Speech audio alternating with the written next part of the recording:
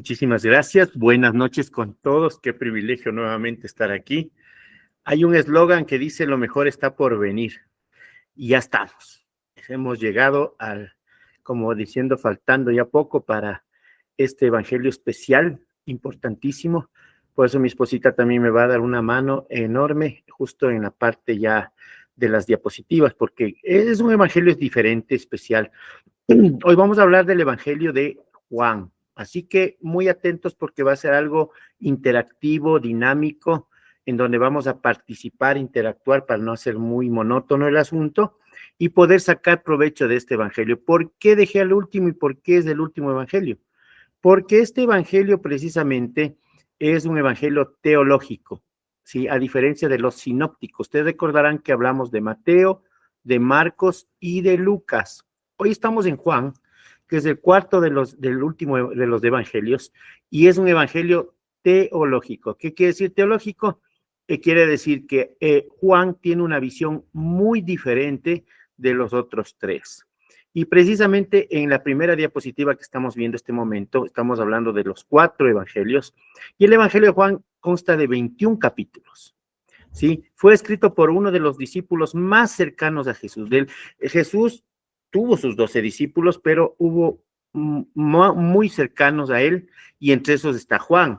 Presenta una perspectiva teológica sobre Cristo como el verbo o la palabra encarnada, quiere decir Dios hecho hombre, y pone énfasis también en la importancia en la fe en Jesús para obtener la vida eterna, además de su estrecha relación con los discípulos.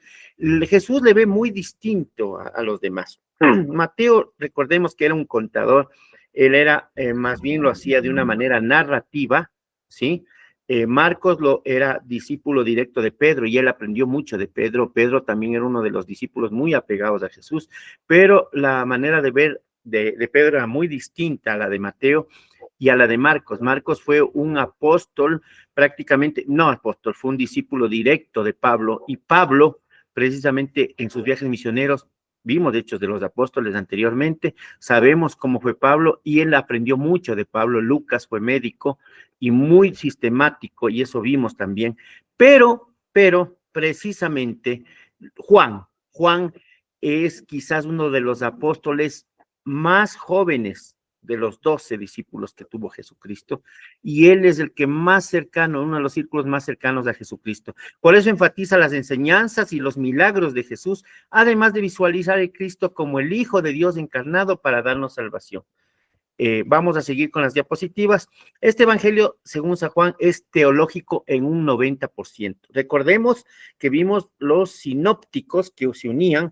Este es teológico, es decir, un 90% no coincide absolutamente en nada con los otros evangelios. Apenas un 10% de todo el evangelio en Mateo, en Marcos y también en Lucas. Ahora bien, el objetivo del evangelio es presentar la divinidad de Jesús, ¿sí?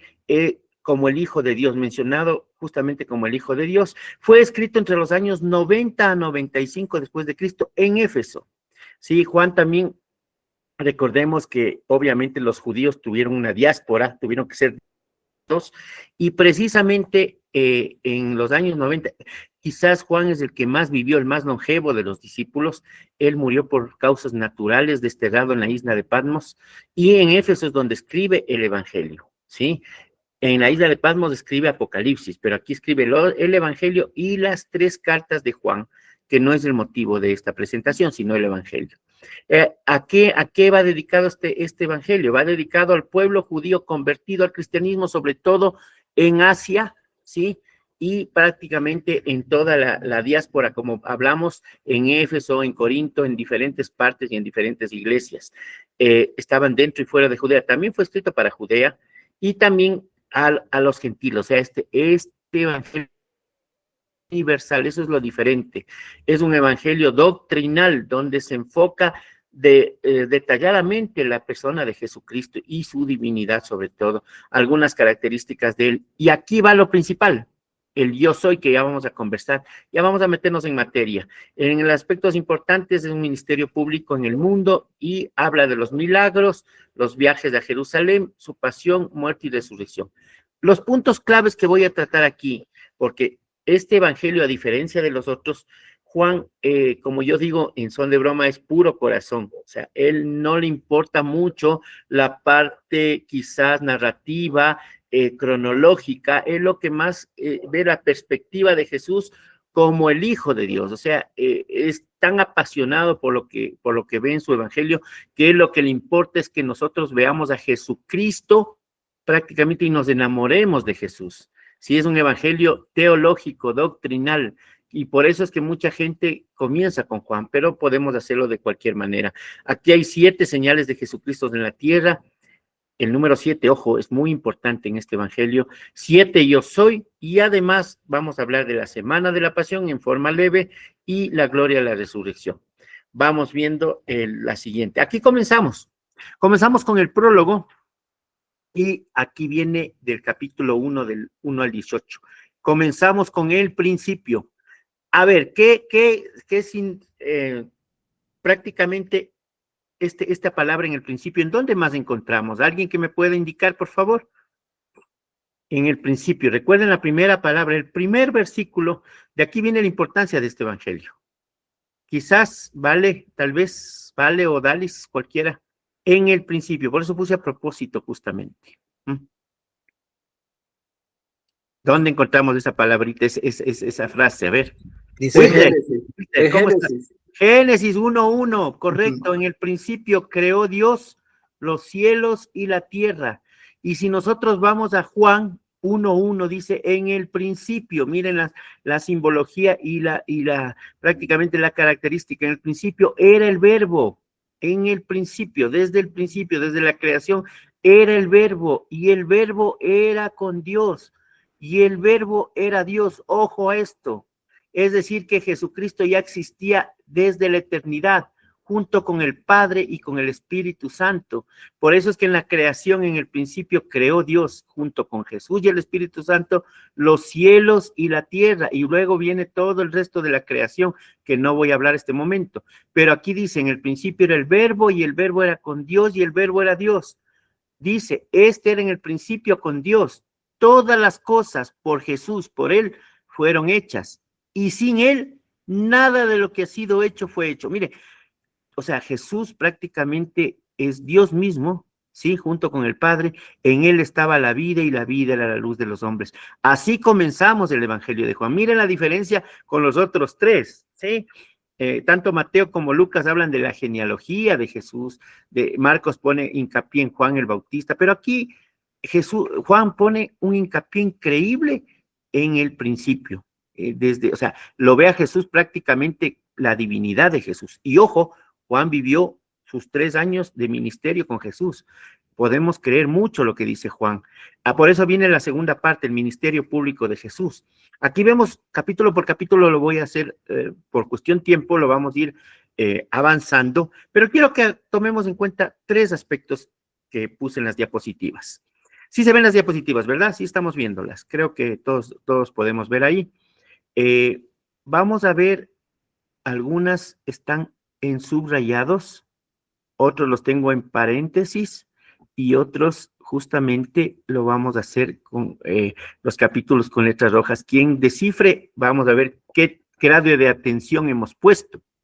El capítulo 1 habla de testimonio de Juan el Bautista y los primeros discípulos. Dentro del prólogo, para ir terminando, Juan tiene capítulos increíbles y versículos increíbles. Por eso es que habla que el principio era el verbo, y el verbo estaba con Dios, y el verbo era Dios. Y si vamos al versículo 12, dentro del prólogo, habla de que, bueno, en el 10, en el mundo Jesús estaba, y el mundo por él fue hecho, pero el mundo no lo conoció. Miren, Jesús habla alegóricamente. Acuérdense que hay alegorías, hay metáforas, hay parábolas, hay relatos, ¿sí? Pero aquí Juan habla en alegorías. Dice, a lo suyo vino y los suyos no le recibieron. Ojo, esta es una promesa que nos da el Señor, más a todos los que le recibieron. Versículo 12. Repito, más a todos los que le recibieron a Jesucristo, a los que creen en su nombre, les dio potestad de ser hechos hijos de Dios. Ojo, con esta cuestión. Cuando evangelicemos a la gente, muchos van a decir, pero todos somos hijos de Dios. No es así. Todos somos creación de Dios, porque en el principio creó Dios los cielos y la tierra, e hizo también los animales y le hizo al ser humano, al hombre, creación de Dios. Pero con el pecado nos separamos de Dios, hubo ya una muerte espiritual y una muerte física, que eso me acuerdo que habló Dalis espectacularmente, el alma, el cuerpo y el espíritu, en una de las clases. Ahora bien, cuando tenemos muerte espiritual, nosotros podemos volver a la vida y a la vida eterna creyendo en Jesucristo. Es decir, que si recibimos a Jesucristo, somos hechos hijos de Dios. Nos adopta, formamos parte ya del reino de Dios y del pueblo de Dios. Por eso es lo importante de entender este evangelio, porque es un evangelio doctrinal muy diferente a los otros. Por eso cuando nosotros evangelicemos, cuando nosotros lleguemos a la gente, tenemos que hacerle entender que no todos son hijos de Dios. Somos criaturas de Dios.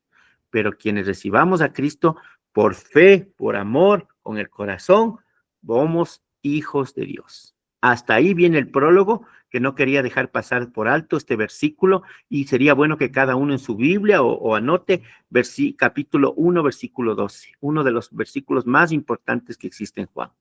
Bien, dentro del capítulo 1, luego viene el testimonio de Juan el Bautista. Habla mucho de Juan el Bautista. ¿Por qué? Ya les voy a explicar por qué en los siguientes. Porque Juan, según los teólogos y según estudios exegéticos y hermenéuticos, Juan y Andrés fueron dos discípulos directos de Juan el Bautista. Miren, son cosas que a veces no están en los otros evangelios. Y Juan el Bautista, recordemos, es primo directo de Jesucristo. Sí, él nació 6 meses antes que Jesús, pero él predicó la venida del Salvador. Él nunca se puso por encima de Jesucristo, tanto así que él bautizó a Jesús porque Jesús le pidió. Y ahí desciende el Espíritu Santo. Miren, el Padre, el Hijo y el Espíritu Santo en el cielo, y el Padre, el Hijo y el Espíritu Santo en la tierra. Jesús comienza su ministerio a los 30 años y es allí donde recibe ya el poder del Espíritu Santo, porque recordemos, Jesús se quita su deidad, se quita su divinidad y viene a ser un hombre. Y a pesar que nunca tuvo pecado y es Dios hecho hombre, él comienza a tener las tentaciones, las sensaciones, comienza a percibir como un ser humano, ¿sí? Para entender toda la humanidad que nosotros tenemos. Pero recibe el Espíritu Santo y comienza su ministerio. Y ahí es donde comienzan los primeros discípulos. Y entre esos tenemos a Juan, a Andrés, y le comenta a Pedro, a Simón Pedro, y le dice, mira, aquí ya viene el Mesías. Mientras que Juan con su hermano Jacob comienzan también el ministerio, y luego viene Felipe y Natanael, que no es momento de hablar porque tampoco voy a hablar muy detenidamente de cada cosa. Sin embargo, así comienza el ministerio con sus 6 primeros discípulos, y Juan, ojo, que vivió directamente con Jesús. Esto está en el capítulo 1, chicos. En este capítulo muy importante nosotros podemos ver toda la importancia que le da Juan a esto. Ahora bien, viene el capítulo 2 y viene la primera subrayada, las bodas de Canaán. ¿Por qué es importante en Caná? Caná justamente fue una de las ciudades pequeñas dentro de Galilea. Recordemos que Jesús comienza su ministerio en Galilea. Si bien se bautiza en el Jordán abajo, pero viene a Galilea y comienza su ministerio allá. Ya hemos visto en Mateo, en Marcos, en Lucas, de forma narrativa, cómo comienza el ministerio y cuántos milagros hace. Aquí lo que Juan pone hincapié es las bodas de Caná. ¿Alguien que me explique en qué consisten las bodas de Caná, por favor? Si alguien quiere participar, sería espectacular. Vamos a hacerlo de una manera didáctica para ir aprendiendo. No importa si nos equivocamos. Lo importante es aprender de esto. Si alguien se anima, sería buenazo. Hola. Gracias, Dalis. Buenos días. Buenas noches, perdón.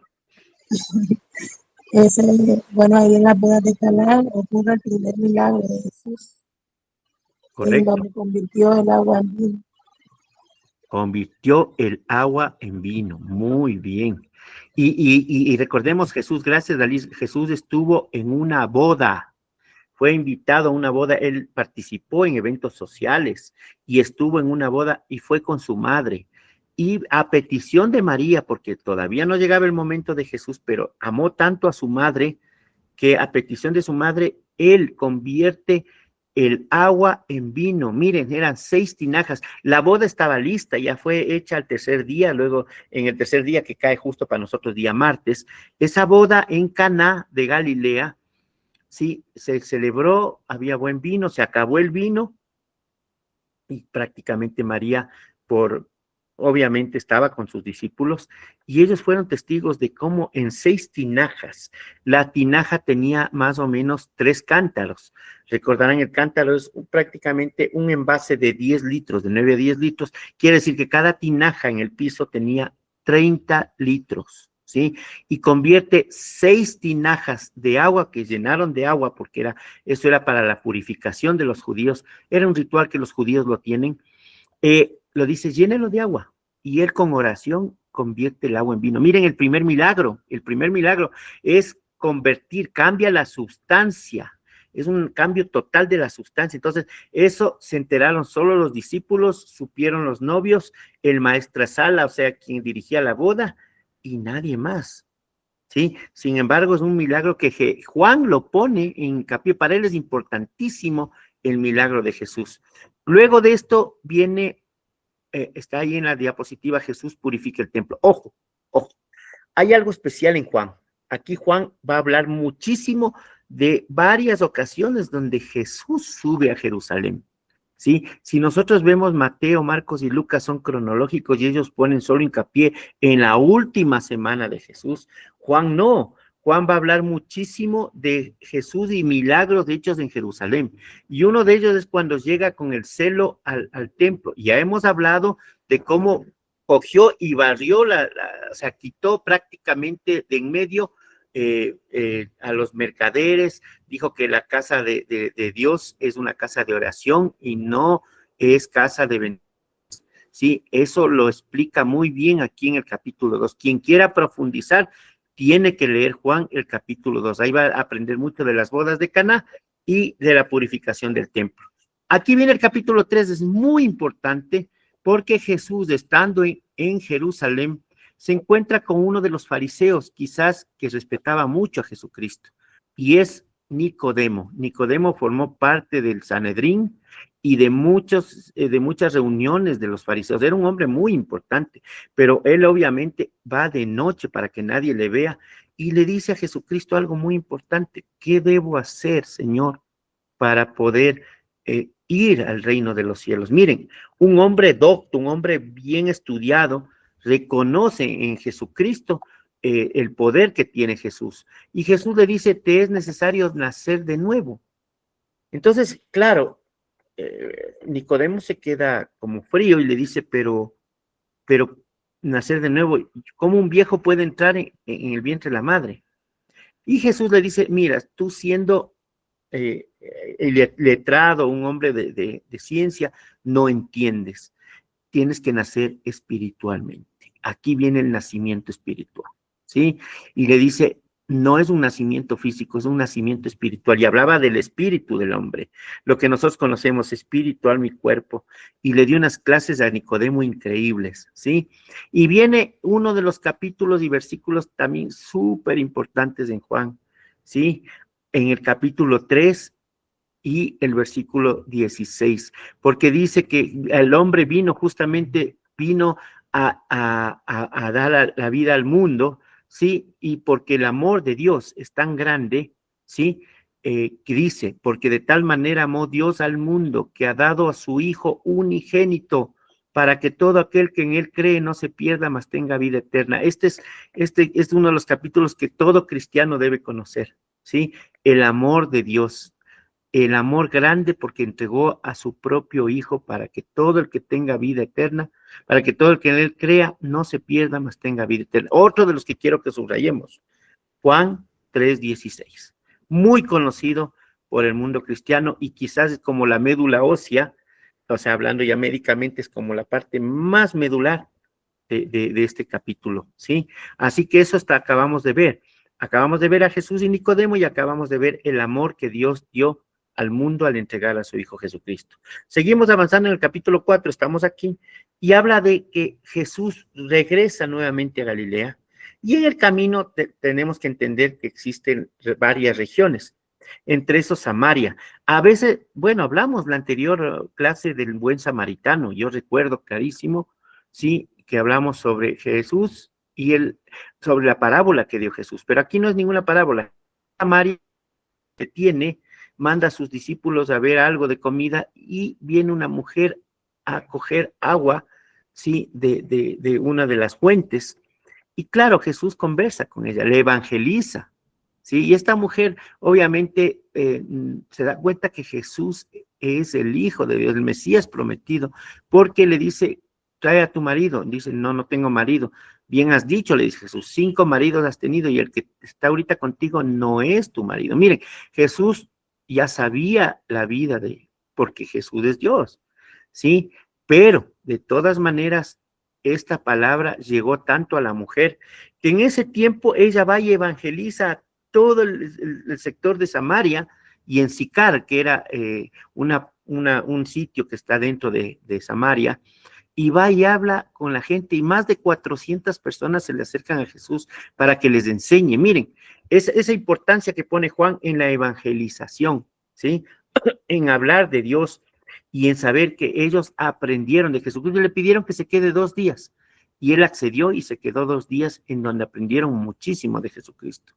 Una vez que precisamente Jesús sale de Samaria, va para Galilea y ahí encuentra justamente, hay otra línea subrayada, ¿sí? Ahí ven, Jesús sana al hijo de un noble. Cuando llega precisamente al sitio en donde donde está en Galilea, en Cafarnaúm, había un hijo de un hombre que era quizás el servidor del rey, o sea, era un hombre poderoso. Sin embargo, él se humilló ante Jesús y le pidió que le salve a su hijo. Y él le dice, tranquilo, tu hijo ha sanado. Precisamente él regresando a casa, se da cuenta de que el hijo que había tenido fiebre y que estaba muy enfermo desde la noche anterior, el momento que Jesús elige sus palabras, fue sanado. Es otro de los milagros. Si se dan cuenta, las líneas subrayadas son los milagros que Jesús hace. Juan pone énfasis en los milagros, pero no tanto como Marcos y como Lucas. Sin embargo, Juan habla de ciertos milagros que son muy importantes. Juan, miren, acabamos de ver que Juan no es cronológico porque en el capítulo 5, ya estamos en el 5, él vuelve a Jerusalén. Aquí tengo subrayado y entre paréntesis. ¿Qué significan los paréntesis? A ver, ¿quién más o menos cachó el asunto? ¿Qué creen que es el paréntesis? ¿Alguien que me diga? No sé si tomaron en cuenta lo de los paréntesis. Ya les di el ayuda justamente con la subrayada, ¿sí? Obviamente las subrayadas son los milagros de Jesús. Ya vamos al tercer milagro ahorita. La tercera subrayada. Mientras los paréntesis, a ver, no se animó nadie. Voy a decirlo yo mismo. Los paréntesis significan las veces que Jesús sube a Jerusalén. Ya van 2. Ojo, es muy importante el estudio de Juan, es muy diferente a estudiar los otros. El primero, recuerden bien que Jesús subió y era en Pascua, la primera, era en la Pascua. Aquí precisamente Jesús sube nuevamente a esta reunión precisamente en Jerusalén, porque precisamente Jesús va a otra de las fiestas. Normalmente los judíos que estaban por Galilea, por Perea, por Samaria, casi siempre subían al templo para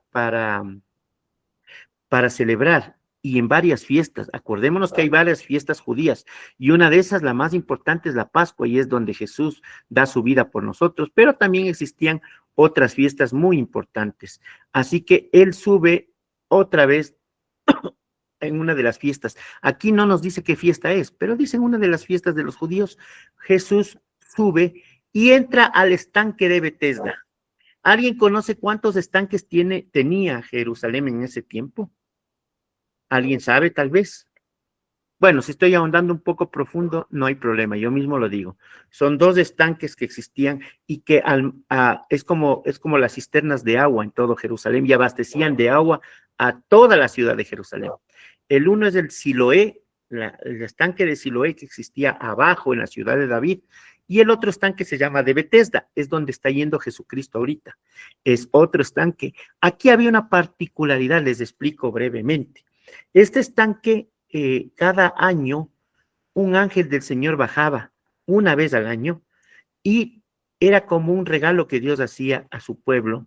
Hablo de que antes que Jesús comience su ministerio, y el primero que entraba al estanque cuando se movían las aguas en el estanque de Betesda, era curado, cualquier enfermedad que sea.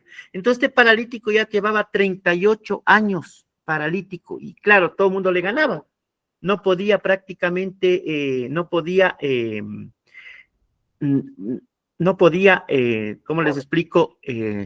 Irse porque le ganaban. Entonces llega Jesús, y ojo, Jesús cuando hacía los milagros lo hacía a propósito en el Shabbat, en el día sábado, en el día sagrado, ¿sí? Y en Shabbat, en el sábado, le cura al paralítico, le dice, ¿quieres ser sano? Sí, pero Señor, no puedo entrar. Simplemente camina, camina, con una palabra de Jesús, mire, el paralítico caminó. Y sin embargo, ¿qué hacen los fariseos en Jerusalén? En vez de asombrarse y agradecer por los milagros, como legalistas, dicen, no, pues él hizo en sábado. Primero hacen en fiesta religiosa y segundo, se cree el Hijo de Dios. Entonces ya comenzaron a cuestionar los milagros de Jesús. Eran muy celosos de su religión, los fariseos, los saduceos, y ya que querían prenderle, querían arrestarle a Jesucristo, ¿sí? Así que prácticamente imagínense cómo Jesús fue atacado por todo lado. Sin embargo, en el capítulo 5 vemos toda esta situación y vamos directamente al capítulo 6, en donde Jesús vuelve a Galilea. Es que Juan no es cronológico. El estudiar Juan no es para analizar dónde estuvo, qué hizo, sino cómo lo hizo y para qué lo hizo. Viene otro milagro más de Jesús, aquí está subrayado, la alimentación de los 5,000. Recuerden que este también es un sinóptico, o sea, aquí hablamos ya en Mateo, en Marcos y en Lucas hablamos de la alimentación de los 5,000. Así que no voy a ahondar en qué consistió esto. Simplemente lo que Juan quiere poner en pie, en hincapié, es que este milagro, cómo convierte la materia y cómo se multiplican los panes y los peces. Tanto así que se alimentaron a 5,000 hombres, aparte mujeres y aparte niños. Miren lo importante de cómo Juan detalla a detalle, poco a poco, y con características propias, cómo él narra lo importante que es. Y aquí, ojo, aquí acabo de poner el primer capítulo 6 en rojo, ¿sí? Vamos a dejarlo al final, precisamente porque al final voy a hablar por qué lo puse en rojo, porque no quiero ir saltando lo que estoy analizando. Pero tiene mucha importancia este capítulo 6 y ya vamos a ver por qué. Jesús anda sobre el mar. Dentro del capítulo 6 también vemos cómo Jesús en la cuarta vigilia fue en el mar. Nosotros vimos a detalle en Mateo 14 la cuarta vigilia, cómo caminaba Jesús y cómo le levantó a Pedro. Aquí lo único que Juan nos indica es cómo Jesús hace otro milagro y puede caminar sobre las aguas. Precisamente camina sobre las aguas, y aquí es donde prácticamente Jesús nos indica lo importante que es. Vamos al capítulo 7. En el capítulo 7, nuevamente, entre paréntesis, Jesús vuelve a la fiesta, pero de los tabernáculos. No es de la Pascua, ¿sí? Jesús sube a la fiesta de los tabernáculos. Aquí es muy importante tomar en cuenta que Jesús participaba en las fiestas de su pueblo. Él no se alejaba ni tampoco decía, yo soy Dios, yo porque tengo que ir. No, Jesús andaba justamente en Galilea y luego subió a la fiesta de los tabernáculos porque sabía que él podía evangelizar a la gente allá, ¿sí?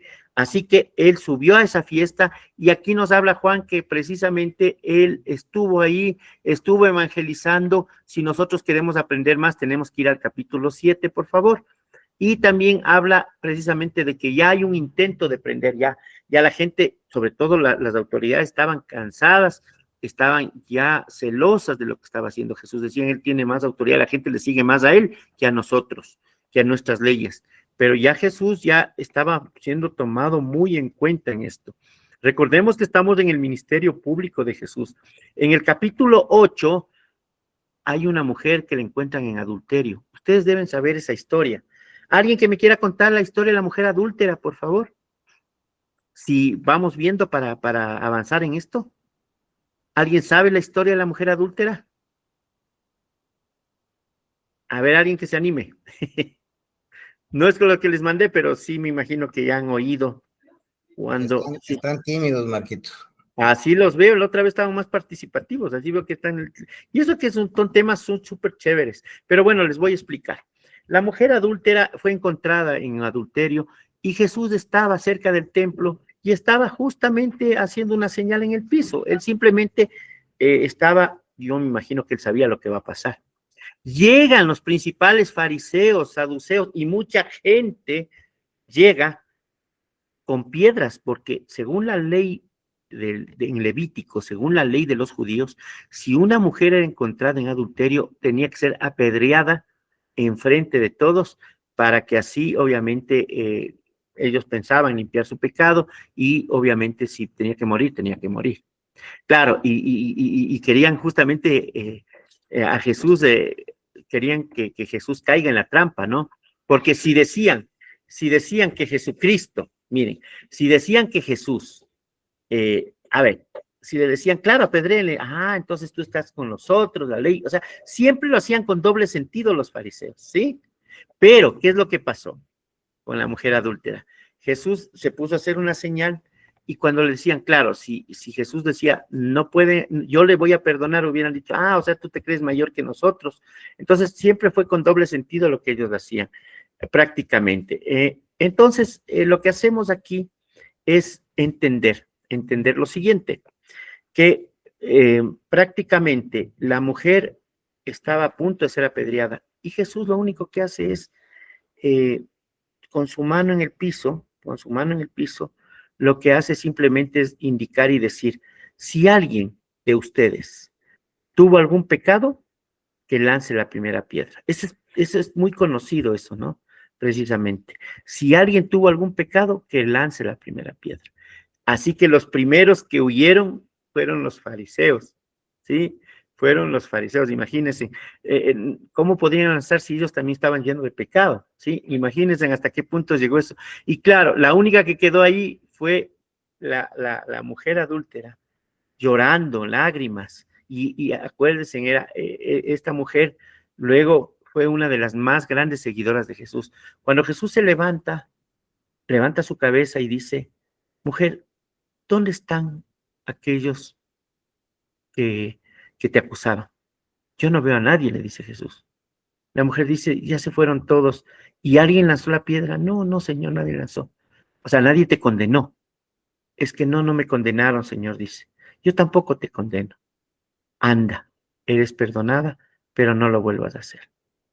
Miren lo maravilloso que es, ¿no? Con todo esto, con Jesucristo, cómo perdonaba los pecados, cómo limpiaba, ¿no? Prácticamente todo esto. Y esto es en la mujer adúltera. Luego de esto, ya querían otra vez prenderle a Jesús, pero Jesús les decía, yo soy antes que Abraham, antes que Moisés, antes que cualquiera. Yo ya estuve, es lo que hablamos cuando el verbo se hizo carne, sí, el verbo estaba con Dios y el verbo era Dios. Sin embargo, todo esto vamos a analizar precisamente en el capítulo 8. También está con rojo, ojo, no voy a hablar de eso, pero ya pueden imaginarse de qué se trata porque estamos dejando para el final. Capítulo 9, Jesús sana a un ciego de nacimiento. Miren, Jesús nuevamente baja, bueno, aquí no es en Jerusalén, pero él sana nuevamente un ciego y precisamente pues, la gente le dice, pero este ciego, ¿por qué ciego? ¿Por el pecado de sus padres? No, dice Jesús, no es por el pecado, es para que vean cómo es el milagro de Dios y cómo es el poder de Dios. Y prácticamente le dio la vista nuevamente al ciego, ¿no? Le dio la vista al ciego nuevamente. Vamos con los siguientes capítulos, precisamente. Aquí tenemos los siguientes capítulos. Y en el capítulo 10, que bueno, ya nos va a ayudar Marisolita, mi esposa, aquí lo tengo, voy a hablar del capítulo 10, en donde precisamente vamos a ver la parábola del redil. También hablaba de parábolas. También hablaba de las parábolas. Y en el redil habla de que justamente de las ovejas, ustedes recordarán de las ovejitas, ¿no? Como Jesús hablaba mucho de las ovejas, pero en este redil Jesús habla muchísimo, tanto en este capítulo, de dos de los yo soy que vamos a hablar. Por eso es que no voy a topar mucho este tema, sino al final de cómo estamos. Seguimos avanzando mientras nos ayuda Mari. Bueno, voy a avanzar en el capítulo 11, sí, y el capítulo 10 habla del redil, pero el capítulo 11 es uno de los más que a mí me ha conmovido muchísimo, ¿sí? ¿Alguien me puede decir qué habla el capítulo 11 antes de que nos vengan las diapositivas, tal vez? Les doy a dar una ayudita. Es de un hombre que era muy seguidor de Jesús y que fallece, y era hermano de Marta y María. ¿De quién estamos hablando? A ver. Lázaro. Lázaro, gracias, Dalis. Lázaro. El capítulo 11 habla muchísimo de Lázaro, de cómo enferma, ¿sí? Cómo muere y cómo Jesús prácticamente lo resucita al cuarto día. Imagínense, un cuerpo ya enterrado 4 días. Jesús llora porque también tenía sentimientos humanos y era muy querido por Jesucristo, pero lo resucita. Y adivinen qué, muchos de los fariseos y saduceos y maestros de la ley comenzaron a entender que la gente le seguía mucho más a Jesús. Y ellos otra vez tenían el complot para no solo apresarlo, sino matar a Jesucristo. Era ya una amenaza. Jesús estaba prácticamente cerca ya ellos se sentían amenazados por la autoridad de Jesucristo. Tanto así que en el capítulo 12, Jesús va a Betania, el pueblo de Lázaro, Marta y María, y cena con ellos, ¿sí? Justo antes de la Pascua, otra de las fiestas en Jerusalén, en donde va a ser la última semana de Jesús, ¿sí? Es ungido en Betania. ¿Qué significa esto? Que María justamente pone el aceite, un aceite muy caro, y con eso ella lava con su cabello los pies de Jesús. Y ahí es donde Judas dice, pues, eso está en otro de los evangelios, dice, pero ¿cómo es que esta mujer desperdicia todo un salario para ponerte a ti? Entonces dice, deja que ella ha puesto con todo su corazón y a mí ya no me verán mucho tiempo más.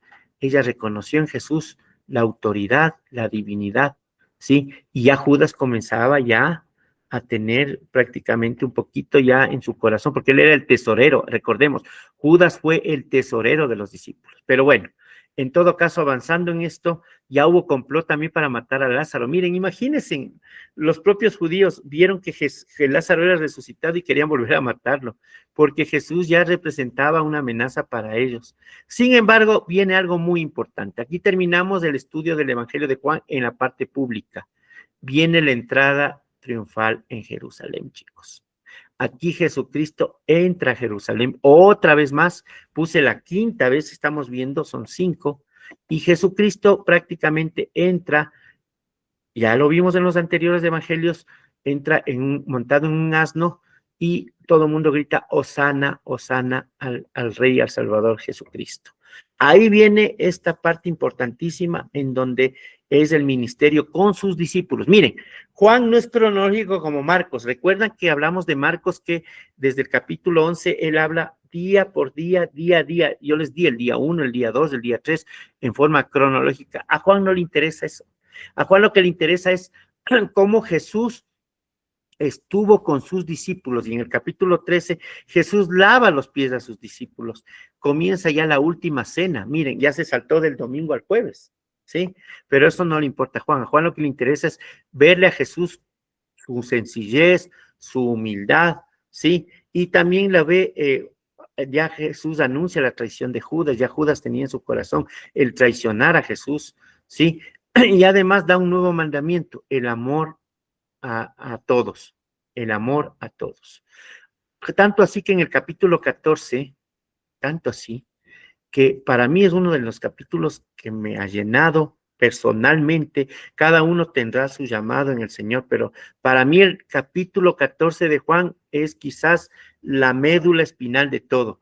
Yo les recomiendo, léanse en el capítulo 14, analicen el capítulo 14, estudien el capítulo 14, porque precisamente comenzando por el capítulo 14, aquí nos habla clarísimo del dice, no se turbe vuestro corazón, dice, creen en Dios, crean también en mí. Miren lo que dice, en la casa de mi padre, refiriéndose a Jehová, a Dios, muchas moradas hay. O sea, ya nos está hablando de que él ya conoce que hay muchas moradas. Si no fuera así, yo os lo hubiera dicho, voy a preparar un lugar para vosotros.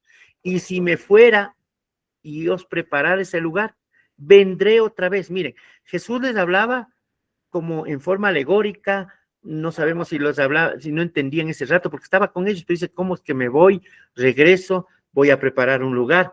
Pero ahora entendemos, la iglesia entendemos que se trata del arrebatamiento, de la venida de Cristo por su iglesia. Y dice, para que donde yo estoy, ustedes también estén. Ustedes todavía no pueden ir allá. Pero ya Jesús hablaba, él hablaba de su partida hacia el cielo, ¿sí? Y por eso para mí es súper importante este capítulo. ¿Por qué? Porque habla de que Jesús es uno solo con Dios. Y otra cosa sumamente importante, él promete al Espíritu Santo. Él habla ya del Espíritu Santo, la venida del Espíritu Santo. Dice, no se contristes tu corazón, dice, es necesario que yo me vaya. Es necesario que yo me vaya. Y ellos no sabían a dónde va a ir. Porque si yo no me fuera, no viniera el Consolador. Sí, y ahorita yo estaré con ustedes. Dice, no dejaré huérfanos y vendré a vosotros. Sí, o sea, huérfanos, pero ¿por qué? O sea, Jesús está hablando muy claramente de una manera espiritual. Dice, yo regresaré al Padre y Él dará un consolador para que esté con vosotros para siempre. El Espíritu de verdad, dice, el cual el mundo no lo puede recibir. Ojo, las criaturas, el mundo no puede recibir al Espíritu Santo porque no lo ve ni le conoce. Pero vosotros, refiriéndose a los discípulos, a los apóstoles, ya nosotros lo conocéis porque, ojo, esta palabra es súper importante, porque mora con vosotros y estará en vosotros. ¿Alguien me puede explicar esto qué significa? Quizás, si es que lo estamos entendiendo. Ojo, mora con vosotros, refiriéndose a Jesús, y estará en vosotros. Si alguien se anima, si no, sigo, no hay problema. A mí me ha llenado tanto esto y esta parte me llena muchísimo porque dice Jesucristo, estoy con ustedes, pero si yo me voy estaré en ustedes. Es que Jesús es Dios y Dios es omnipotente, omnipresente, omnisciente, todo lo sabe, todo lo puede y está en todo lugar. Pero recordemos algo. A ver, vale, tú levantaste la mano, porfis, gracias. Mija. Gracias, Marquito.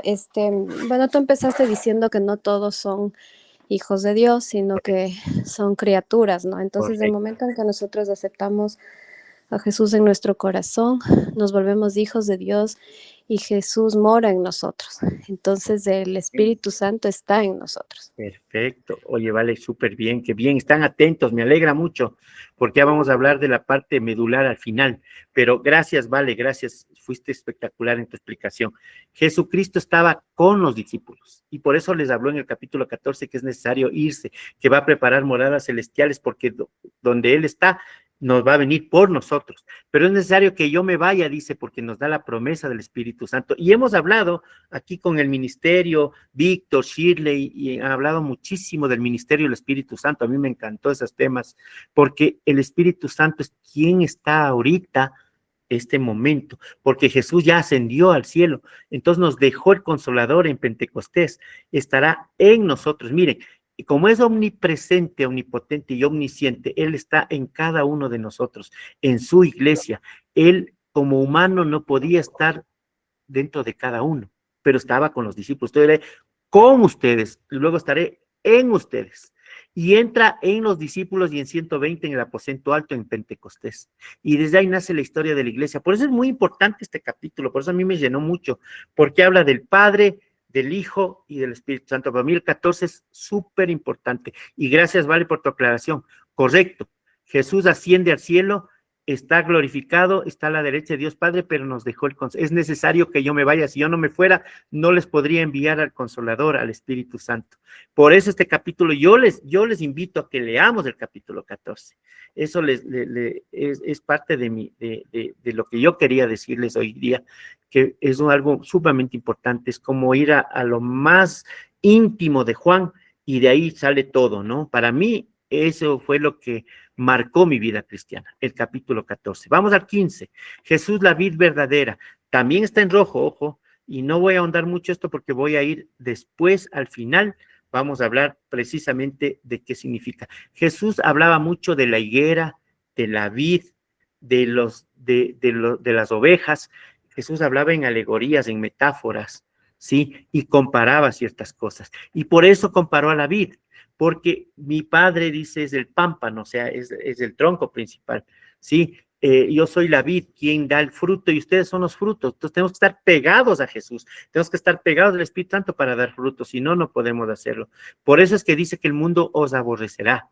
Si ustedes quieren ahondar más en el capítulo 15, lo pueden hacer.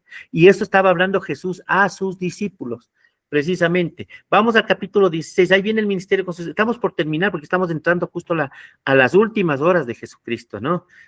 Voy a tratar de ir un poquito más, pero precisamente me voy a tardar un poquito más, pero que no les moleste porque es muy apasionante este evangelio. El capítulo 16 habla de la obra del Espíritu Santo. Aquí habla ya de las obras del Espíritu Santo. Así que vean lo importante que es Juan. Lo que no habla Mateo, Marcos y Lucas mucho sobre el ministerio del Espíritu Santo, Juan sí, Juan ahonda, Juan habla muchísimo del ministerio del Espíritu Santo y eso debemos mucho, por eso es un libro teológico, por eso es un libro doctrinal, por eso es un libro diferente, pero también habla mucho de todo lo que hace Jesús, ¿no? Pero de una manera diferente. ¿Recuerdan la botellita que hablamos al inicio? La visión de Juan es muy diferente a los otros tres. Y Jesús en el capítulo 17 ora por sus discípulos, ¿sí? Él ya sabe lo que va a pasar. Él ya tiene conocimiento, todo el sufrimiento que va a padecer y que tiene que atravesar. Y él comienza a orar uno por uno con sus discípulos. Tanto así que ya en el capítulo 18 vamos a entrar a las últimas horas, nada más. Viene el arresto de Jesús. Jesús es llevado ante el sumo sacerdote en sus últimas horas. Recuerden, Jesús está orando en Getsemaní. Judas llega, le da el beso de Jesús, le da el beso de Judas y lo traiciona. Pedro llega al patio de los gentiles, a la casa de Anás, y niega 3 veces. Recuerden esta parte, Pedro le niega 3 veces, ¿sí? Porque al final ya vamos a hablar cómo Jesús también le dice 3 veces si le ama, pero Pedro recordó lo que Jesús le dijo y lloró y se arrepintió, lo que no hizo Judas. Judas se mortificó, Pedro se arrepintió. Los dos hicieron un pecado terrible, el uno traicionarlo y el otro negarlo, pero ahí está la diferencia. Pedro fue uno de los más grandes seguidores de Jesús. Anás interroga a Jesús, se rasgan las vestiduras. Esto no voy a hablar mucho de la pasión de Cristo porque no es un tema de hoy, eso hablaremos ya en la Pascua. Y la incredulidad de Tomás. ¿Por qué precisamente? Porque justamente aquí estamos en el capítulo 19, viene la crucifixión y la muerte de Jesús. ¿Sí? Ustedes recordarán las últimas horas, ya eso no voy a hablar este momento, el costado de Jesús es traspasado. Juan, esto sí quiero conversar, Juan estuvo con María y María Magdalena, los 3 en los pies de la cruz. Juan es encargado, miren, Juan es tan querido por Jesús que Jesús le encarga a su madre, ¿sí? Madre, he aquí tu hijo, refiriéndose a Juan, hijo, he aquí tu madre. ¿Sí? Y habla mucho la tradición de que Juan estuvo con María hasta sus últimos días de muerte de María, ¿sí? Así amó Jesús a Juan. Y Jesús también es sepultado. Vamos al siguiente, vamos al capítulo 20, 21. Recordemos, Juan tiene 21 capítulos. Aquí viene la resurrección, ¿sí? Recordemos que yo en Lucas les dije que Lucas ponía mucho énfasis en la resurrección. Juan también. Los 4 evangelios hablan mucho de la semana de la pasión de Cristo, y aquí vienen los sinópticos, los 4 hablan muchísimo, y aquí Juan pone hincapié en la resurrección de Jesús, en que Jesús se aparece a María Magdalena, Jesús se aparece a los discípulos, y también hay la incredulidad de Tomás. Todos sabemos la incredulidad de Tomás, ¿sí? Yo mientras no meta la mano en el costado ni en las heridas, no creeré, y Jesús se le vuelve a aparecer, y hace que con cuerpo celestial, Tomás meta los llagas y dice, dichoso tú que has introducido tus manos acá, pero más aún, dichosos quienes sin verme han creído. Esa es la fe. Y por fe nosotros estamos aquí hablando de este Jesús resucitado, hablando de este Jesús que nos salvó, que nos ha dado vida eterna, para que en el capítulo 22 Jesús se aparece también a 7 de los discípulos, son capítulos ya más teológicos, y aparece y habla del apacentar a las ovejas a Pedro. Pedro, ¿me amas? Por 3 veces. Pedro recordó muchísimo. Y Pedro se convirtió en uno de los discípulos más allegados. Ojo, Pedro hace la misión, mientras que Juan pone hincapié en las enseñanzas y en la evangelización. Por eso en azul les acabé de poner que el propósito del libro es hacer entender los milagros y enseñanzas de Jesucristo, ¿sí? Juan pone hincapié en las enseñanzas de Jesús. Pero Juan se considera el discípulo amado. Miren, tanto amor tenía Juan a Jesús que dice, yo soy, este libro es escrito por el discípulo amado, y habla de que si se escribiera cosa por cosa cada milagro de Jesús, cada enseñanza, no alcanzaría ni la biblioteca más grande del mundo para todos. ¿Cuántas cosas no haría Jesús? ¿Y cómo lo ve Juan? Por eso es que Juan lo ve como el Hijo de Dios. Y quizás nosotros, no sé con qué evangelio nos identifiquemos, ¿sí? Pero si vamos a identificarnos con este evangelio de Juan, aquí viene lo importante, ojo, y por eso yo puse en rojo los capítulos. Aquí vienen los 7 yo soy de Juan, y con eso vamos a ir terminando, ¿sí? Los 7 yo soy. ¿Qué significa yo soy? ¿Por qué es importantísimo el yo soy de Juan? ¿Sí? Y quisiera que vayamos a Éxodo, capítulo 3, versículo 14. No sé si alguien me ayuda leyendo, tal vez. Éxodo 3, 14, si son tan gentiles. Cualquiera, por favor.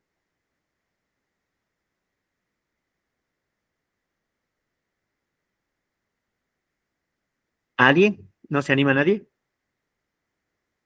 Capítulo, es el Éxodo, es del segundo libro. Miren que vamos al Yo antiguo leo, libro. Marco. Gracias, muy amable. Dame leyendo, por favor. 3:14, ¿no? Sí, por favor. Éxodo. Dice, yo soy el que soy, respondió Dios a Moisés. Y esto Correcto. es lo que tienes que decirles a los israelitas. Yo soy, me ha enviado a ustedes. Muy bien, gracias, Andrés, muy amable. Yo soy. ¿Y qué significa yo soy? Ahí viene, yo soy el que soy, el nombre del Señor. Y precisamente Jesús, Juan habla de los 7 yo soy. Y eso es la tarea que yo les había enviado, ¿sí? Ahora sí quiero que participemos de uno en uno, cada uno. Un comentario rápido nada más, porque el primer yo soy está en Juan capítulo 6, versículo 35. Yo les voy a leer porque está aquí, yo soy el pan de vida. ¿Qué significa yo soy el pan de vida? ¿Alguien que me diga, por favor? Verán que esto ya les mandé la anterior semana. Y es un comentario nada más. ¿Qué creen que es el pan de vida para nosotros? Yo soy el pan de vida.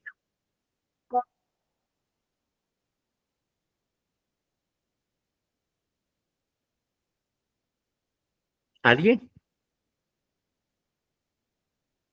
Yo soy el pan de vida, dice. Bueno, dice, yo soy el pan de vida. El que cree en mí no tendrá hambre ni sed jamás. Jesús con su cuerpo prácticamente nos dio su vida. Él dio su vida en el madero y su sangre. Sí, por eso él dice, yo soy, y está en el capítulo 6, por eso no hice hincapié en el 6. Recuerden que en el capítulo 6, él habló de la alimentación a los 5,000, ¿sí? Él alimentó a 5,000, la gente lo siguió, pero siguió a los milagros de Dios, no a Dios por sus milagros. No buscaban al Dios de los milagros, sino los milagros de Dios. Pero él dice, yo soy, yo, aquí me ven, yo soy el pan de vida. Por eso es importante estar comulgando siempre con Dios. En el segundo yo soy, ya habla de la luz del mundo. Yo soy la luz del mundo. Quien anda en mí no anda en tinieblas. Recuerden que el mundo está lleno de tinieblas, está lleno de oscuridad. Nosotros somos luz para el mundo. Por eso dice, yo soy la luz del mundo. ¿Sí? Quien cree en mí no andará en tinieblas, sino será luz para la oscuridad del mundo. Miren, el yo soy del Éxodo, el yo soy de Jehová. Aquí Jesús le dice, yo soy, porque Él es Dios. El tercer yo soy es, yo soy la puerta. Acuérdense que hablamos del redil en el capítulo 10. Yo soy la puerta del redil, yo soy quien por mí entra, podrá entrar al redil. ¿Sí? Ese yo soy es importantísimo y tiene que ver mucho con el cuarto yo soy. Yo soy el buen pastor. A ver, ¿Alguien sabe el Salmo 23? Miren, dice, yo soy, Jehová es mi pastor, nada me faltará. Aquí tenemos mucho, yo soy, o sea, Jehová, Dios, Jesucristo dice, yo soy el buen pastor, yo doy mi vida por las ovejas. Y en realidad, dio su vida en el madero por nosotros. Aquí viene el quinto, yo soy, dice, yo soy la resurrección y la vida. Acuérdense cuando resucitó a Lázaro, en el capítulo 11. O sea, quise darle los yo soy al final para que veamos lo importante que es unir todo el enlace de Juan. Yo soy la resurrección y la vida. El que cree en mí, aunque muera, vivirá. Miren, Jesús nos prometió vida eterna y lo ha cumplido. Tenemos al Espíritu Santo aquí y Él dice, yo soy la resurrección y la vida. El sexto yo soy viene, yo soy el camino, la verdad y la vida. Y adivinen en qué capítulo encontramos eso, en el que les recomendé, en el 14. Porque habla justamente de que Jesús es el camino, Jesús es la verdad y Jesús es la vida. Tenemos que acudir a Él mediante el Espíritu Santo y por Él llegaremos al Padre. Así es lo importante del yo soy. Y para terminar el séptimo yo soy la vid verdadera. Recordemos que hacía las analogías con la vid, con la higuera, con el olivo. Aquí habla de que yo soy la vid verdadera. Mi Padre es el pámpano y ustedes son los frutos. Tienen que andar pegados a mí. Son 7 yo soy. Hay una ciencia que habla de la numerología, ¿sí? Hay varias, dentro de la Biblia hay varios estudios hermenéuticos, la numerología, la escatología, la teología de la liberación, hay muchos, pero la numerología habla muchísimo del 7, el 7 es perfección, así como el 5 es gracia, que nosotros hemos visto también en este ministerio Ibinmor, estamos en el año de la gracia, el 5, el 6 es número de hombre, el 7 es perfección. Y Juan, no sé si, porque es inspirado por el Espíritu Santo, no es que pone a propósito, él tiene un propósito con estos 7. Y vamos terminando justamente con los 7 milagros de Jesús y las 7 señales que ya las di. Las bodas de Caná en el capítulo 2, Jesús sana al hijo de un noble en el capítulo 4, el paralítico de Betesda en el capítulo 5, la alimentación de los 5,000 en el capítulo 6, Jesús anda sobre el mar en el capítulo 6 también, Jesús sana a un ciego de nacimiento en el 9, cuando lo envió al estanque de Siloé, y la resurrección de Lázaro en el 11. Son 7 milagros o 7 señales de Jesús. Recordemos, Marcos hablaba de 20 milagros, Marcos de 18 y Lucas de 20 milagros. Juan habla de 7, pero 7 milagros que cada uno implica un significado teológico, un significado diferente, ¿sí? Un significado doctrinal. Así que chicos, con esta situación quiero mostrarles aquí a Jesucristo cómo es importante mediante los 4 evangelios que hemos hablado y sobre todo Juan, que Cristo es la puerta al cielo. Yo soy la puerta. Aquí está Jesucristo invitándonos a la vida eterna. Sé que nosotros hemos recibido a Cristo y tenemos vida eterna. Y ese es el amor que nos da Dios, que ha entregado a su Hijo Jesucristo para tener salvación y vida eterna. Y quienes creen en Cristo somos llamados hijos de Dios. Aquí está la invitación. Aquí está todo. Aquí está cómo Jesús ha venido a expresarse en los evangelios y ese ha sido mi labor con ustedes, ese ha sido todo lo que yo he podido prepararles con todo mi corazón, con todo mi cariño. Espero que quienes hayan podido estar en todas las clases y los que no poder haber oído estos evangelios, algo haya ayudado. Sé que hablar de cada evangelio implica mucho tiempo, pero he hecho abuelo de pájaro, sí. Yo me siento muy complacido, quiero agradecer a Víctor, a Shirley y a todo el equipo que me permitió. Quiero darles las gracias por haberme permitido participar en estas clases, porque yo también he aprendido muchísimo, créanlo, nadie nace con la verdad, todos estamos para aprender aquí. Y pues espero me disculpe si en algo tal vez me he equivocado, soy humano, pero lo importante es que como hermanos de la fe tenemos a Cristo. Así que bueno, con esto quiero darles las gracias. Perdónenme si me he pasado un poquito, pero es la emoción de hablarles sobre todo de este evangelio, que para mí es súper importante y ya depende de cada uno cómo quiera manifestarse. Yo ya les di mis puntos de vista de cada evangelio. Ninguno es más que otro, ninguno es menos que otro. sino que cada uno ve de diferente manera. Quisiera oír algún comentario de alguien, tal vez, para ya dar el paso final a Víctor y a Shirley, por favor.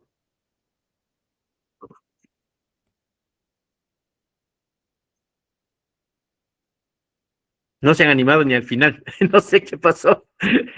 En los otros evangelios estaban más animados, ahora se me han quedado un poquito. Sí, yo creo que... Aló. Dalis, por favor. Dalis. Por favor, Dalis. No, Marco, de verdad que escucharte es un deleite de la forma tan didáctica como nos enseñas, nos transmites todo esto que preparaste para nuestro ministerio y humor. Es agradecerte más que todo por esa pasión que muestras.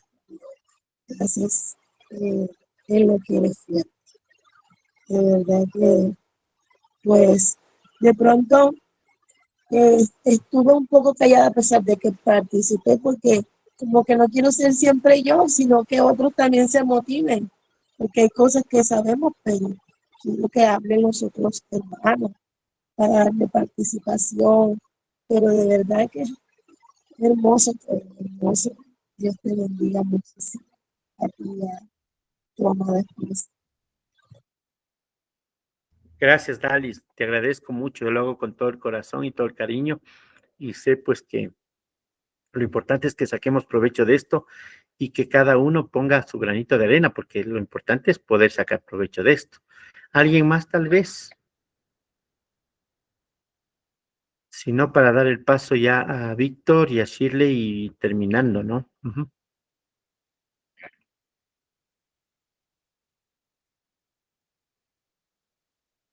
Bueno, yo quiero de corazón agradecerles, ha sido un privilegio el poder haber compartido este tema. Ya anteriormente hemos dado otros temas y espero que nos sirva de edificación para la iglesia y para nuestras vidas. Gracias a todos. Marquito, muchas gracias. Ha sido unas clases súper intensas y muy interesantes. Realmente ver una visión integral de los 4 evangelios nos empieza a abrir los ojos, porque cuando uno recién empieza a estudiar la Biblia dice, bueno, ¿y qué diferencia hay entre un evangelio y otro? ¿Qué cuenta uno de distinto del otro? ¿Cuáles son las semejanzas? Hay algunos que difieren en nombres, difieren en lugares, entonces hay todavía ciertas discrepancias en los sinópticos que todavía se está estudiando y obviamente tú lo has hecho de forma magistral porque realmente has cerrado con broche de oro este Evangelio de Juan, que es especial porque aquí hay verdades, hay principios, hay prácticamente promesas que están escritas y si bien es cierto, el Espíritu Santo motivó la escritura de la palabra de Dios, de la Biblia, la revelación que cada una de estas promesas que están para la vida de cada uno, desde las circunstancias que uno está pasando y uno está viviendo, son espectaculares y especiales. Yo solamente tengo palabras de agradecimiento para ti, para Marisol, para David, para tu hermosa familia, porque siempre esto toma un tiempo importante de preparación, de las ayudas, de estudiar, y a veces uno quisiera empezar a charlar con la gente y que haya una interacción fluida, pero la realidad es que el manejo del internet es medio distinto, es completamente diferente al manejo presencial y por eso esta es una muy buena herramienta, pero no puede suplantar a la reunión que tenemos los domingos y a la reunión de los grupos de conexión, porque ahí nosotros podemos expresar muchas más cosas que de pronto en la tecnología falla porque nos distraemos un poco, porque estamos pensando en otras cosas. Entonces eso nos quita un poquito la concentración y lastimosamente eso nos hace quitar ese hilo que es tan importante para estos temas que estamos estudiando. En todo caso, yo creo que todos estamos en ese mismo criterio porque contigo hemos aprendido muchísimo, no solamente en esto. El año pasado fue escatología, que fue increíble, y todas las veces que tú nos enseñas, pues nosotros quedamos muy contentos y estamos ahorita expresándote todo el agradecimiento a ti y a Marisol por tanto y por todo lo que ustedes hacen para nuestro ministerio.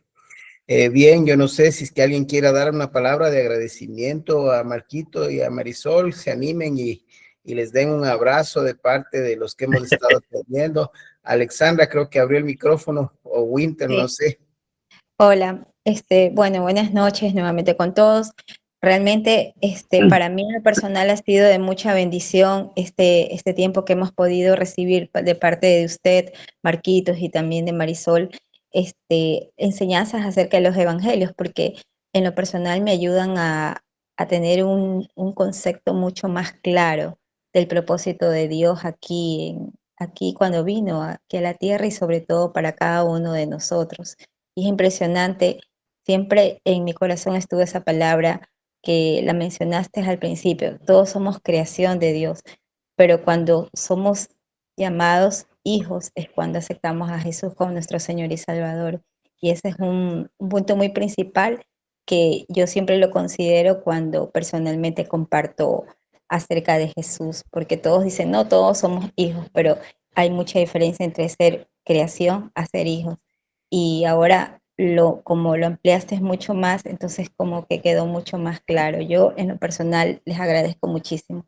Marquitos, que el Señor te continúe usando, que el Señor continúe ensanchando todo lo que emprendas junto a tu familia y muchísimas gracias. Y también a ustedes, pastores, gracias porque estas enseñanzas en lo personal me ayudan mucho más para poder compartir también las buenas nuevas de salvación de una manera diferente. Entonces, muchas gracias. Qué lindo, Alexandra. Te mando un abrazo a ti, a Winter, y de verdad, ha sido muy linda las enseñanzas. Marisol, por favor. Bueno, ¿sí me escuchan? Sí. Sí, señora, está fuerte y claro.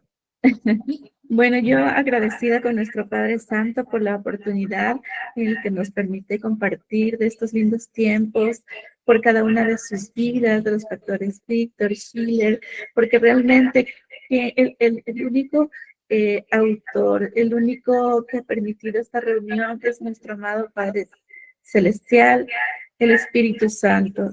Para el Señor sea toda la gloria, honra y honor. Y yo en particular es muy motivada a seguir estudiando la palabra de Dios. Al verle a mi esposito cómo estudia, cómo explica, me ha inquietado hacerlo yo también. Amén, amén. Siempre hay un equilibrio. Una iglesia tiene que... Mari es buena para la música, en cambio yo no Bueno, soy pero es que licenciado. ahí está, justamente, Marco, ahí está el equilibrio, porque, por ejemplo, tú eres más palabra y eso es martillo, y Marisol es más fuego, más Espíritu Santo y es adoración.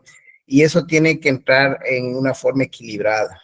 Siempre todas las personas tienen que cuidar mucho eso, porque si nos vamos mucho al alma, pues empezamos a orar desde lo almático, desde el sentimiento. Si estoy triste, pues oro triste. Si estoy feliz, oro feliz. Y no se trata de eso, se trata de tener una oración espiritual que nace de la palabra. Entonces, es importante que nosotros busquemos la palabra y la palabra...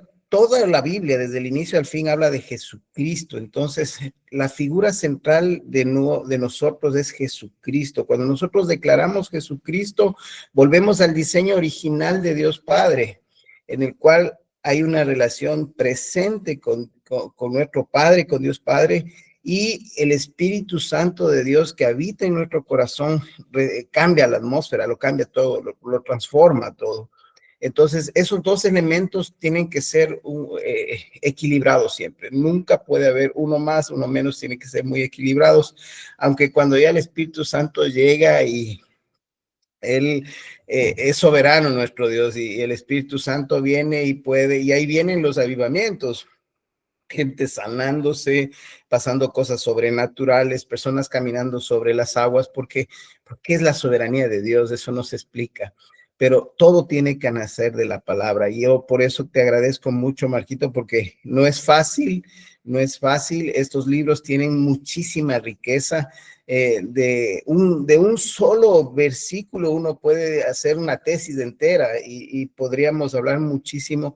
Y qué hermoso que es enamorarnos de Jesucristo a través de la palabra y luego cuando vamos a nuestros templos de oración, a nuestros momentos de oración, esa palabra nos ayuda a conectarnos porque ya nuestras oraciones son espirituales, que nacen de la promesa y del propósito que Dios tiene en nuestras vidas, y eso es importante.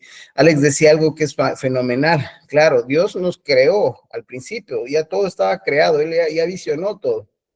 Cuando estamos en el vientre de la madre, estamos formándonos y somos hijos cuando nosotros declaramos y aceptamos que Jesucristo es Hijo de Dios. Y ese es un paso importantísimo porque resaltamos la obra que Él hizo en la cruz, Él resucitó por nosotros y ahí regresamos al diseño original. Por eso yo siempre lo digo, eso de pecado original no tiene nada de original, lo original es el diseño de relación directo al Padre. Eso es lo original. Porque Dios no creó con pecado, eso fue una ocurrencia de nosotros los hombres, lastimosamente. Entonces, te agradezco de corazón, Marquito, te agradezco, Marisol, por todo este tiempo, y yo creo que han sido tiempos especiales. Igual, estos videos quedan subidos en la red para que podamos revisarlos, analizarlos, y para preparar una nueva serie con ustedes mismos, porque tenemos que seguir trabajando en este hermoso momento de estudio bíblico como tal. No sé si alguien más quiera decir algo más, no quiero robarme el micrófono, y de gana me dan. A los pastores no deben de darnos los micrófonos, que no queremos dejar de hablar, es una situación terrible. ¿Alguien más, por favor, que desee decir algo, por favor? Amada pastora, por favor. Marquito, muchas gracias por este tiempo, gracias por compartir esta enseñanza con las personas que han estado interesadas en el ministerio, de poder aprender un poco más. Realmente creo que la formación en la palabra es fundamental para poder entender, porque la Biblia es el libro más rico que tenemos, es hermoso, y cuando ya se entiende, se aprende, digamos, se discierne sobre la escritura y lo que el Señor quiso impactar de acuerdo a través de cada una de las personas por las que se valió para escribirlo. Creo que es importante también entender el contexto por el cual se escribió, cuál era el perfil del escritor. Y es maravilloso saber cómo el Señor es tan perfecto en toda su estructura, y que esto ha sido un libro donde nos permite a nosotros llenarnos de vida, de esperanza, de fe, de entender el reino, ¿cierto? Entonces, nada, yo quiero agradecerte, Marquito, porque sé la pasión que tienes en relación a la enseñanza. Eres un maestro. Eres una persona que tiene un don especial por parte del Espíritu Santo para poder enseñar, y eso se nota, se evidencia cuando lo que hacemos lo hacemos con amor y pasiones, porque el Espíritu Santo está en el centro, ¿no? Eres el que está generando el motor para todo. Así es que te felicito, Marquitos, mil gracias por la oportunidad que nos das como ministerio de poder aprender. Y bueno, solo espero que las personas, los hijos de la casa, puedan aprovechar al máximo siempre estos conocimientos y que los puedan aplicar en sus estudios bíblicos diarios. Muchas bendiciones, Marquito, Mari, muchas bendiciones también. Saludos en casa. Un abrazo grande.